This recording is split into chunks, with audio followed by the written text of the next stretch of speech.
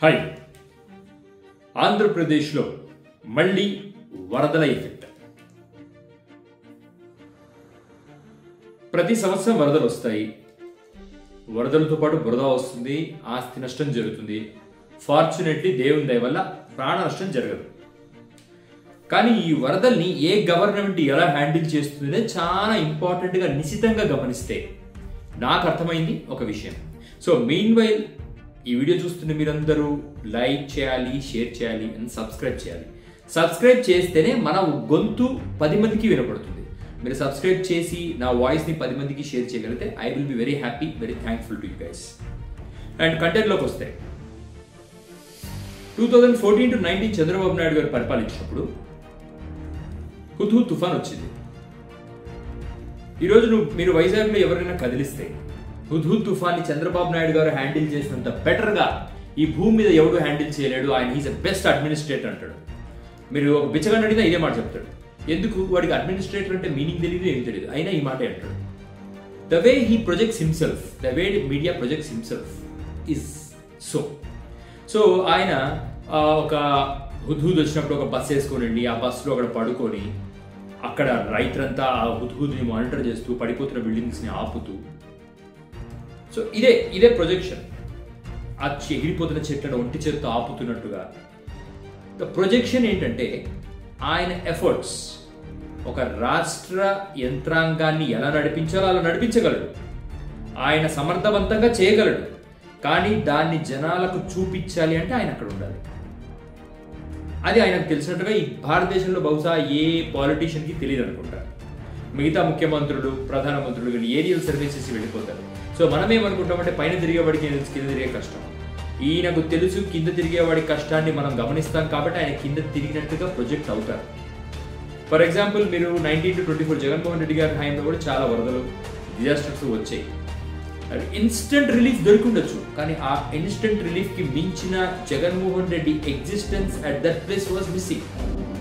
ఇది జగన్మోహన్ రెడ్డి గారికి ఆయన సలహాదారు చెప్పుండాలి.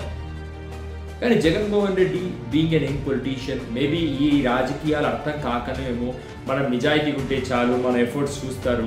మీ ఎఫర్ట్స్ చూసిన వాళ్ళే ఓటేశారు, మిగతా ఎఫర్ట్స్ చూసినా కనపడని వాళ్ళు ఎవరు ఓటు ఇవ్వలేదు. సో మీ ఎఫర్ట్స్ పెడుతున్నారు అని మీరు నమ్మితే సరిపోదు, జనాలను నమ్మించాలి. అదే రాజకీయం అంటే. ఆ రాజకీయం చంద్రబాబు నాయుడు గారికి తెలుసు, మీకు తెలియదు. ఫర్ ఎగ్జాంపుల్ ఇప్పుడు చూడండి, విజయవాడలో అమరావతి ప్రాంతంలో ఆయన పర్యటిస్తున్నారు. 2 పిట్టలు. He's giving 2 solutions for the problem now. జనాలకు అమరావతి మునిగిపోయింది అనే విషయం తెలియకుండా ఆయన వేరే ప్రాంతంలో పర్యటించడం ద్వారా సీఎం డైరెక్ట్గా పర్యటిస్తున్నారనే విషయం తెలుస్తుంది. ఆ వయసులో కూడా ఆయన పర్యటిస్తూ ప్రజలకు సపోర్ట్గా నిలబడుతున్నారు అనేది media projection. In fact Chandrababu Naidu గారు ఏమైనా ప్రతి ఒక్కరిని లైఫ్ బోట్లలో బయటికి తీసుకెళ్తున్నారా? నో. ఆయన ఏమైనా వరదల్లో ప్రయాణిస్తున్నారా? నో. బట్ ఆయన ఏం చేస్తున్నారు? ఆయన ఎగ్జిస్టెన్స్ అక్కడ. Is making people to believe that is doing something. ఆయన చేసేది చేస్తున్నారు, కానీ మోసం అనేది ఎక్కడ జరుగుతుంది అంటే జనాలకు కళ్ళకు ఏమి చూపించాలో అది చూపించగలుగుతున్నారు. జనాలకు ఏమి ఇస్తున్నామో అనేది అవసరం లేదు, వాళ్ళ కళ్ళకి ఏం కనపడుతుంది, దానికి మనం ఏం చేస్తున్నాం అనేది చాలా ఇంపార్టెంట్. ఈ విషయంలో చంద్రబాబు నాయుడు గారు సక్సెస్. మీరు బాగా గమనిస్తే Lokesh and Pawan Kalyan are not even in the scene. So లోకేష్ని ఒక నియోజకవర్గానికి పరిమితం చేశారు. లోకేష్ ప్రజా దర్బార్ నిర్వహిస్తూ లిటరల్లీ రాజశేఖర్ రెడ్డి గారు స్టార్ట్ చేసిన ఆ ప్రజా దర్బార్, ఆ ప్రజలను డైరెక్ట్గా ఇంటరాక్ట్ అయ్యే పాలసీని జగన్మోహన్ రెడ్డి గారు వదిలేయటము, అది అన్ఫార్చునేట్ థింగ్ యాక్చువల్లీ. డైలీ ప్రజల్ని ఒక 1 hour మీరు కలుసున్నా ఈరోజు మీరు అనుకున్న 175 వచ్చేది. మళ్ళీ ఇక్కడ మీ తప్పేం లేదు. మీరేమనుకున్నారు? ప్రజలకు అందాల్సినవంతనే ప్రజలు నాకు ఇవ్వాల్సింది ఇస్తారు. అందాల్సినవన్నీ ఇవ్వాల్సినవి ఇచ్చేస్తే ఇది దేశం రాజకీయం ఎందుకు అవుతుంది సార్? ప్రజలకు అందాల్సినవి అందినా కూడా వాళ్ళకు కొన్ని ఎమోషన్స్ ఉంటాయి, వాటిని మీరు తీరాలి. Lokesh restricted himself to the Amaravati and Pawan Kalyan restricted himself to జన సైనికుల్ని రెచ్చగొట్టడం, రాజకీయాలపై ప్రతిపక్షాలపై వదలటం, ఆయన హ్యాపీగా సినిమాలు చేసుకోవడం. జన సైనికులు రెచ్చగొట్టడం అంటే మళ్ళీ ఏదో ఉద్రేకపూరితంగా రెచ్చగొట్టడం కాదు. మనం ప్రజలకు ఏదో చేసేస్తున్నాము, మీరే నా తోడు అంటే చాలు, వాడు రెచ్చిపోతాడు. వైసీపీ వాడు చేసిన అత్యంత దారుణమైన విషయం ఏంటంటే ఎలక్షన్స్ ముందు కానీ ఈరోజు కానీ జన సైనికుల్ని పిల్ల సైనికులు అని సంబోధించడం. సార్ మీరు జన సైనికుల్ని పిల్ల సైనికులు అనడం వల్ల మేము పిల్లోళ్ళం కాదు పెద్దోళ్ళం నిరూపించుకోవడానికి Pawan Kalyan గెలిపించుకున్నారు.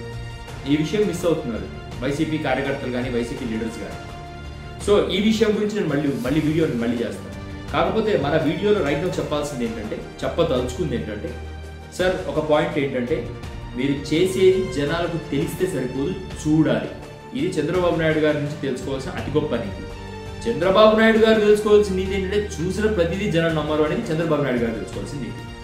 What ever politics అనేవి మ్యాజిక్ లాంటివి. ఎంత ఎక్కువ మ్యాజిక్ చేస్తే అంత పెద్ద మ్యాజిషియన్ అవుతాం. That's it. Thank you. నా వీడియోని లైక్, షేర్, సబ్స్క్రైబ్ చేస్తారని కోరుకుంటూ మీ భరద్వాజ్.